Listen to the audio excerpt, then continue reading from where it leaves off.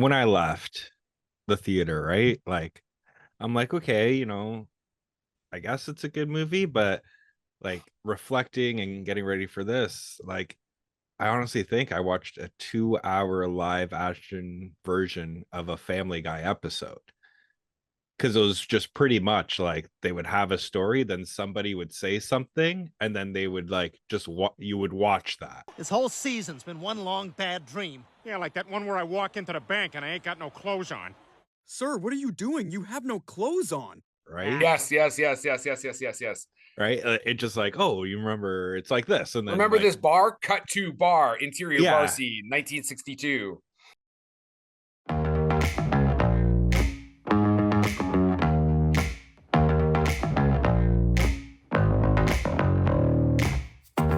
Well, it's good to be having a conversation with somebody again because we're talking movies. We're talking The Bikeriders, starring Jodie Comer, Austin Butler, and Tom Hardy, based on the book by Danny Lyon of the same name and written and directed for the screen by Jeff Nichols. Hello, Chris. So what are we doing here? Just shooting the breeze? Do you want knives or fists?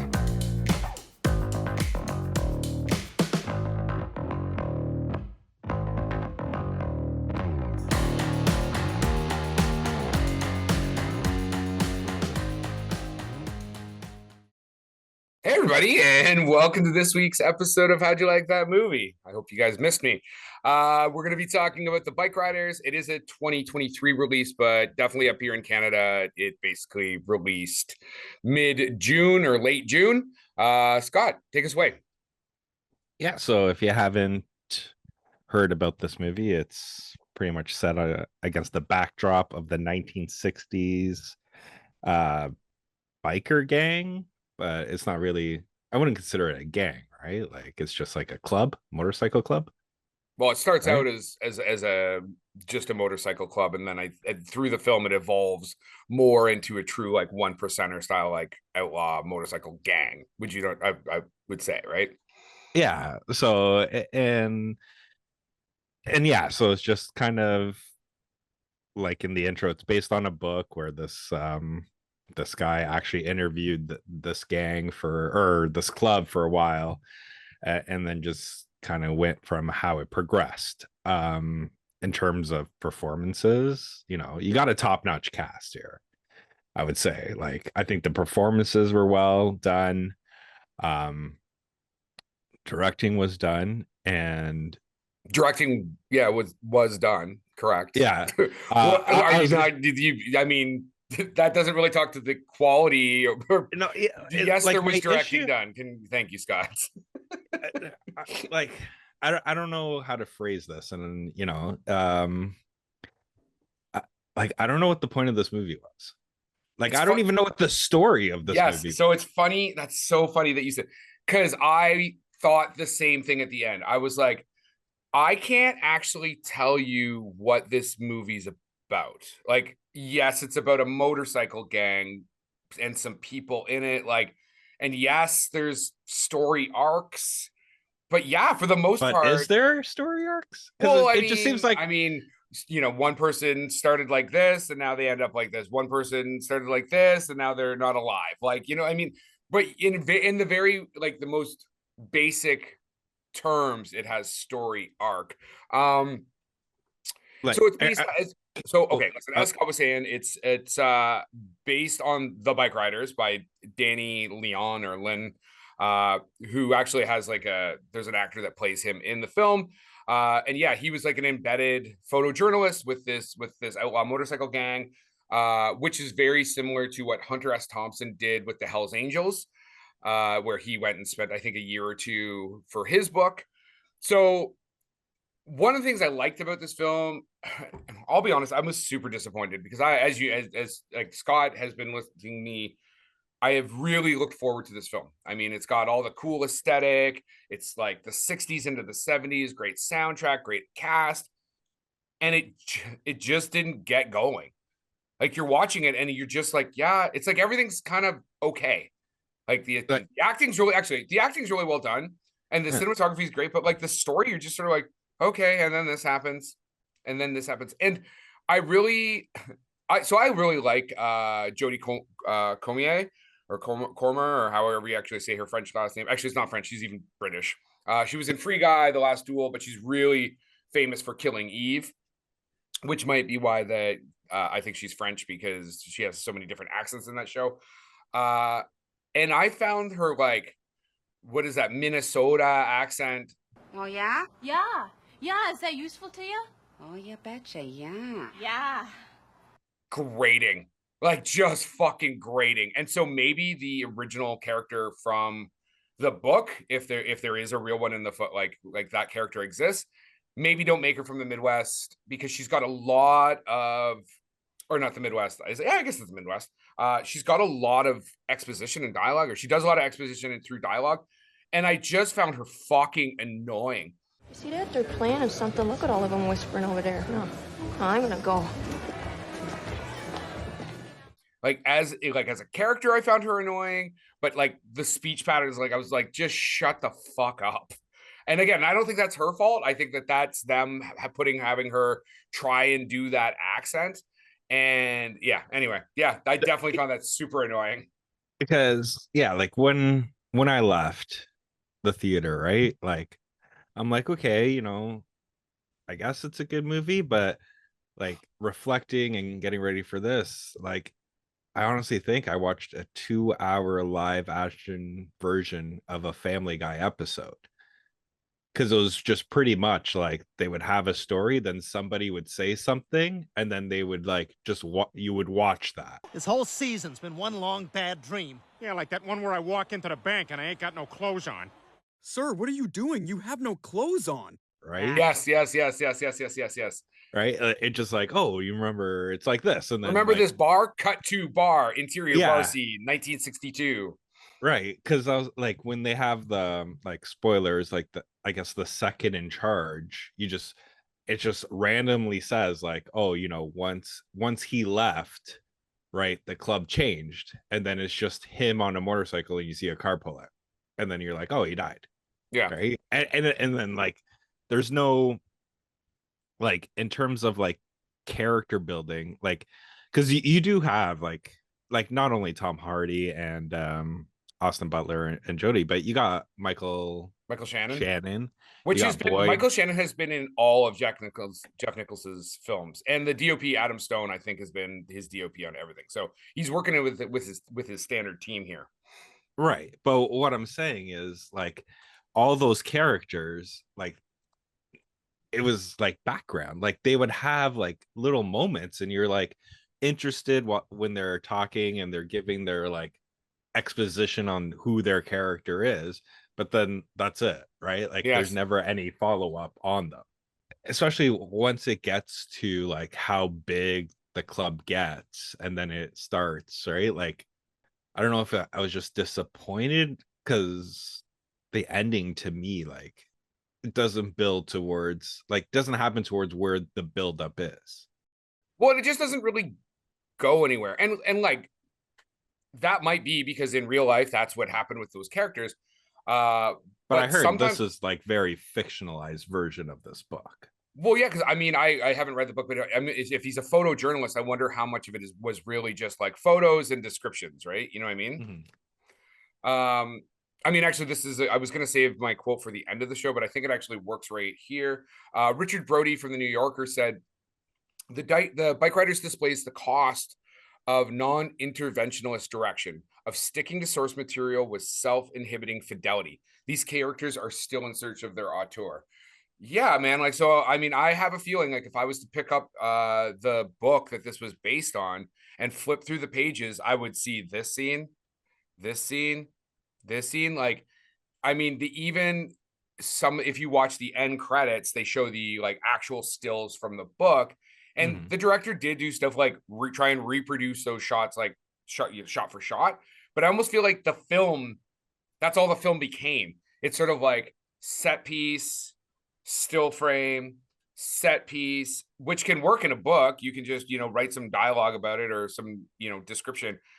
But it doesn't hang together as a story. And it fucking sucks because like This should have been a fucking amazing film.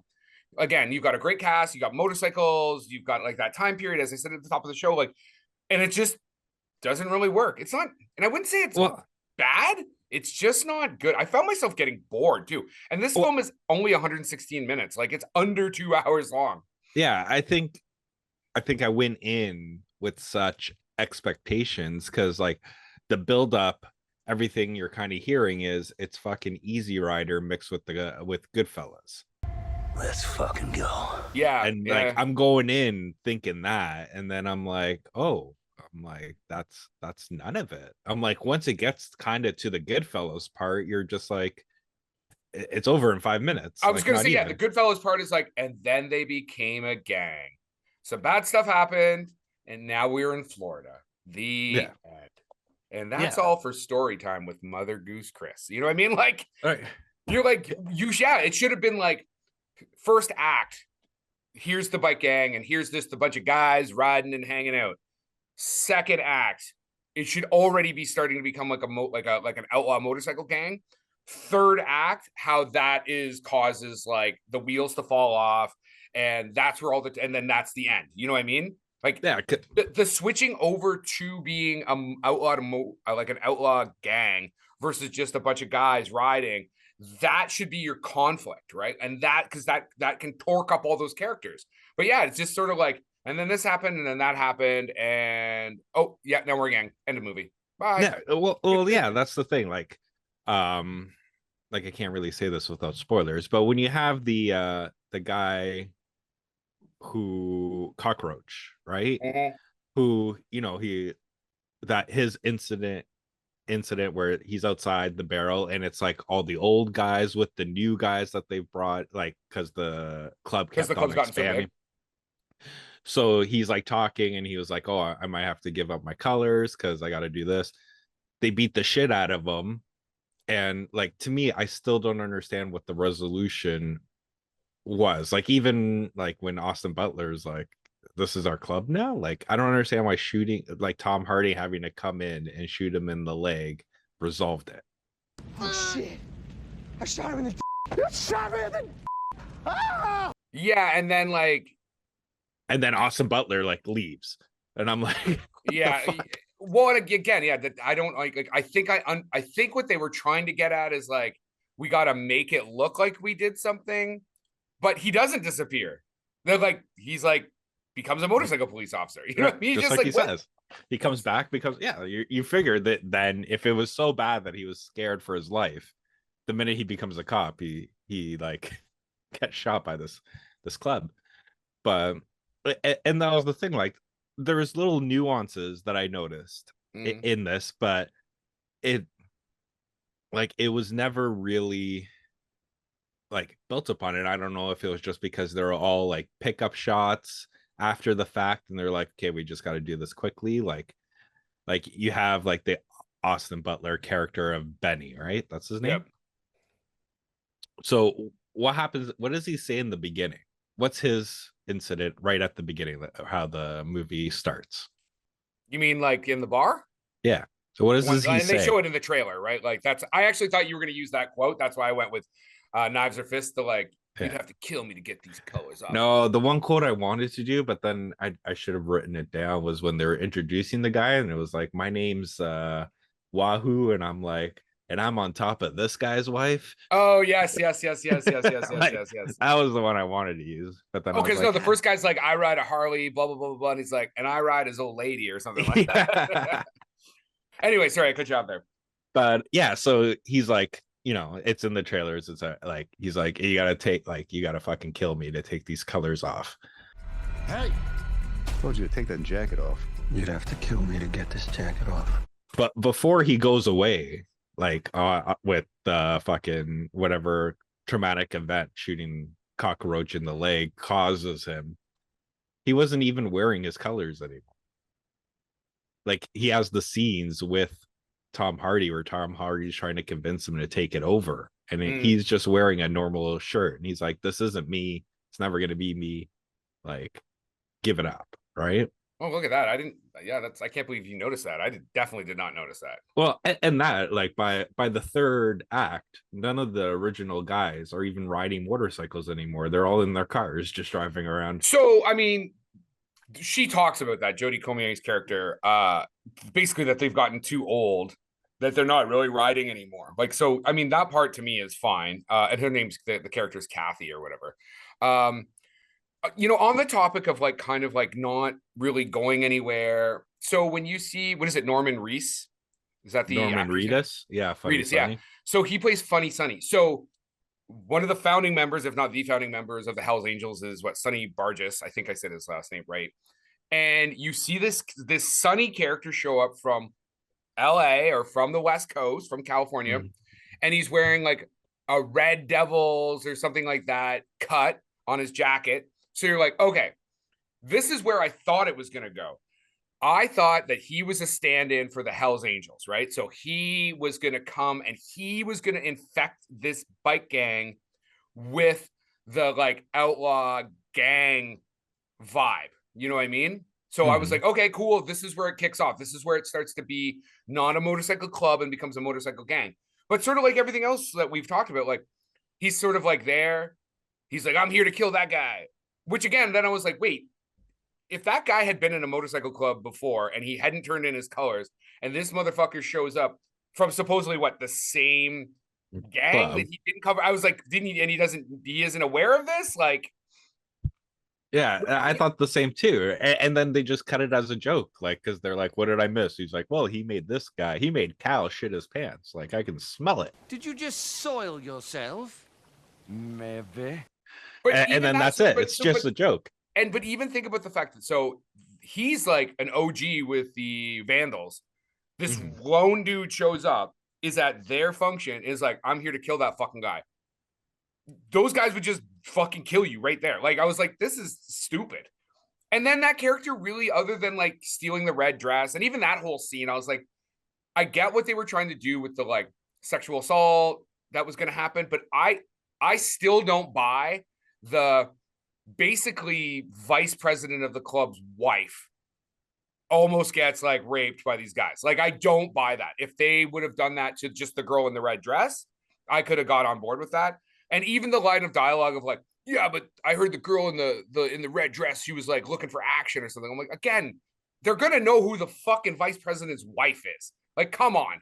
You know what I mean? It just, some of it just did not hang together for me. Well, that was the thing, because before the character of Benny leaves, right? He's having that conversation with Tom Hardy, and he was like you protected my wife, right? Like, he's like you protected Kathy. Like, he's referencing the almost sexual assault that Tom Hardy finishes. But I'm like, how is he upset at Tom Hardy when he's the one that left? Yeah. Right. Well, and I mean, also, it wasn't like Tom Hardy was doing it. Tom Hardy happened to show up and stop. Yeah. He's like you protected her. And I'm like, was she raped and we just didn't see it? No, I mean, I think the implication there is like it almost went down, right? But whatever. Like, it almost felt like the director's like, okay, in the picture book, there's a scene where this happens, so let's just make it happen in the movie, even though it doesn't really need to. Again, they're trying to show like how the club is becoming worse. Well, then show it being worse. Like, show it move into narcotics. Don't just say, and then they started trafficking drugs down from Canada. Show them. Well, not only drugs, it was drugs, prostitution, sure, whatever. But the point being is like, don't just throw out a paragraph and then that's it. Like, show us the Goodfellas aspect of this movie, right? So, well, even if they like there wasn't even like a real like parallel story to like the guy who takes over, right? Like the kid that wanted to be it and then fucking gets kicked out, then becomes in the club and then fucking takes it over, right? And brings it into the gang aspect. Like, he's like, I felt like it was like what's that chef's name? Salt Bay? I think that's what it was. It was just like they're just sprinkling little characters here and there, right? Like all the fucking time. And then you're like, oh, is this guy supposed to be important? Is he not supposed to be important? And then it's like, oh, I guess he's important now. Like 40 minutes later. Yeah. Right. And you're like, because I thought that scene, like the test that Hardy did on that kid, I thought that was like fucking well done, right? Sure. Where he was like the dialogue, the performance, everything. I thought it was well done. Where he was like, okay, you guys want to get in, fine, you're in, but only you. Yes. And you got to ditch your friends, and he's like all for it. And he was like, what kind of fucker like ditches his friends? And that was why he failed. But then all of a sudden Milwaukee takes this kid. Yeah. I mean, it is a collection of some really great scenes that don't really work as a film. Which is unfortunate because, like I said, I was very excited for this. I mean, have you ever seen Catherine Bigelow's The Loveless with William Dafoe? It's been on my list of like motorcycle movies to watch for a long time. It's from 81 and it's set kind of almost just before this movie. So it's like the 50s. So like the Wild Ones into the 60s, or the Wild One, sorry, Marlon Brando's The Wild One. And it looks like super gritty. And I mean, I recently watched The Wild One, and considering that film came out in 53, it's a much better motorcycle movie than this, because it is basically what you thought this movie was going to be, except that they're not like gangsters, but they are like a fucking rough and tough motorcycle club. And so it is mostly just the mayhem, the fighting, the trying to pick up girls, the drag racing, like all that stuff. This film seemed to like, other than like having like nice shots of motorcycles, it never even gets you that excited about motorcycles for the most part. Like, yeah, I don't know, man. Do you think there would have been a way to fix this other than what we already talked about? Man, like, to be honest, I think like it had to be like just fucking, we're just gonna take the name the Bikeriders and just fucking make whatever, right? Like just make it like fucking super. What's the George Clooney movie, Confessions of a Dangerous Mind? Just do that. Just fucking be like, okay, this might be true, this might not be true, but fuck it, we're just going to stylize this like a motherfucker and just make it like the fucking Easy Rider with Goodfellas, because they're like I said, there's no resolution. Like, what was the point of Austin Butler's character fucking coming back if he wasn't gonna challenge? Yeah, he just comes back, finds out Buddy is not around anymore, and moves. Well, he already knew he came back because he found yeah. Like he came back because of that, but it's like, okay, now I'm gonna just hang out with my wife. Like, yeah. And then he's like, now I'm never gonna ride again. And then he hears fucking motorcycles and he smiles at her. Like, yeah, like why end it on that? Like, like you could have done, like, I guess because it's a true story, whatever, but you could have fictionalized this enough where, you know, the third act is him coming back and, you know, taking over or something. The prodigal son returns to take over, right? Like, and especially because there is that part in the film where he's like, this will never be me, I don't want this. So that could have been the perfect catalyst for him to come back and be like, I never wanted this, but I have a duty to this club or to my basically father figure or whatever. Yeah, it's just like no one's character really goes anywhere. Like I said, in the most literal term, they have story arcs because they start here and they end up somewhere else, but the story is not good that they're supposedly arcing on, right? Right. Because it was like a 1980s sitcom at the end where they're just like flash on the picture of the guy and this is what happened to him. It was like Animal House, like, hey, this is what happened to this guy. Or American Graffiti or something like that. Yeah. Like, what I do like is they made this film for, I don't know, I've got between 30 and 40 million dollars. I always love when there's such a big range there. So, I mean, what's cool about this is it shows that you can get some big actors in there. You can shoot, like I said, the film looks good. Like, there's nothing wrong with it aesthetically. I think maybe if they had a better script, they could have had a better film. But the fact that they were able to do it for 30-40 million dollars means it's, even though it's only done, I think right now about 18 million, it just opened. They should be able to make their money back. Definitely this will do well, I think, on streaming, like on Netflix or whatever. So whatever they pay out to get the rights. But But yeah, I like to see films made for less money because then you're more likely to get more films made because your studio's not on the hook for fucking $200 million plus marketing, right? So Yeah. So I got a question for you. Cool, go. This or Dune 2? What do you put Butler at for supporting actor? Oh, like which? Oh, well, this one do you think he's the supporting actor in this? It's like, I think this is 100% Jodie Comer's movie, right?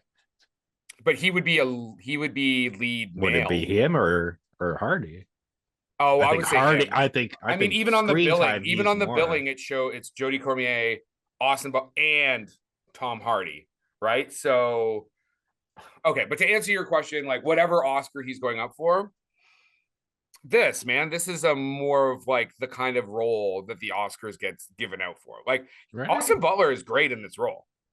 I was gonna say in Dune 2, he fucking kicked ass as Fez Rana. That's true. Actually, you know what?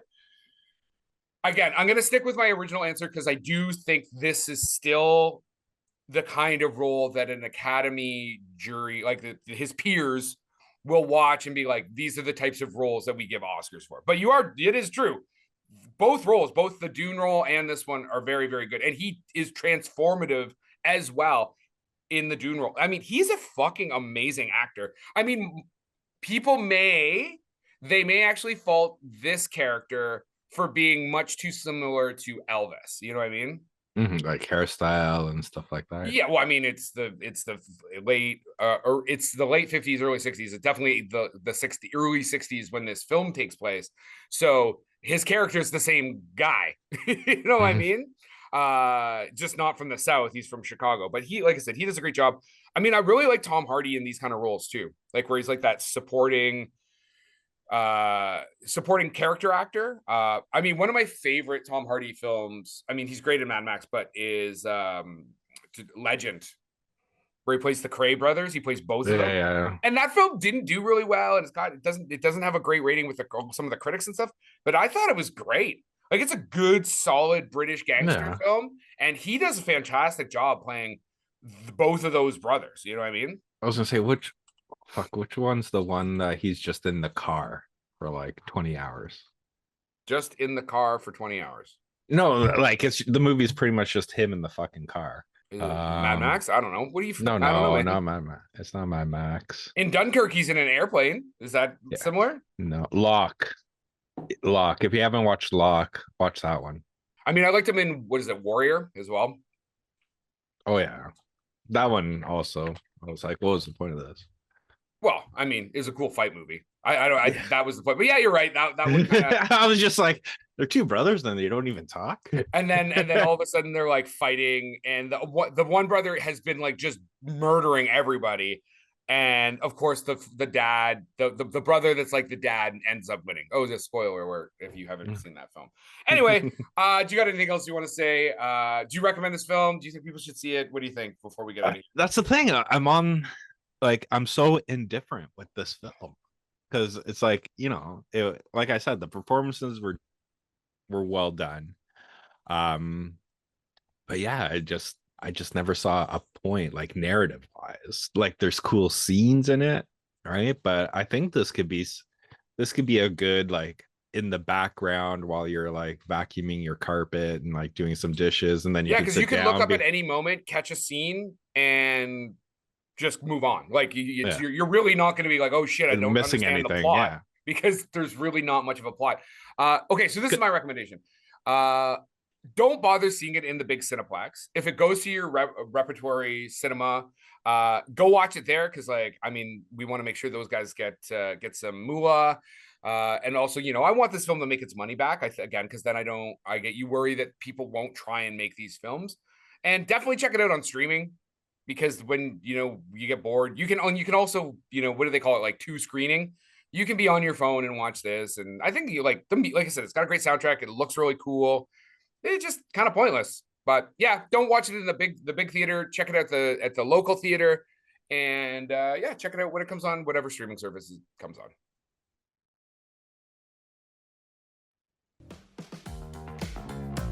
And that is our wrap for the day. Please like and subscribe to this podcast. Tell your friends. If you want to get a hold of us, reach us at the www.howdyoulikethatmovie.com.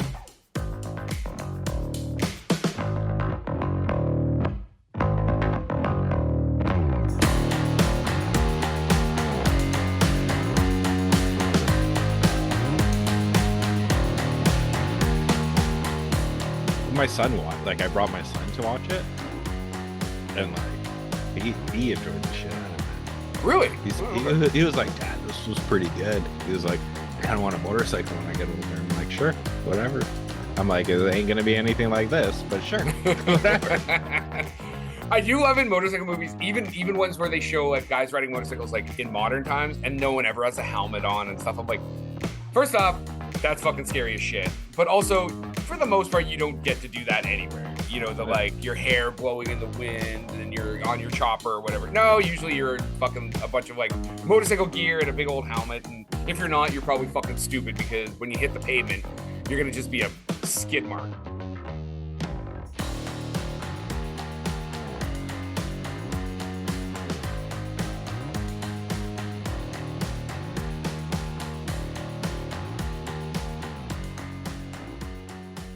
Production by Rod Shaver, Vader Monkey Productions.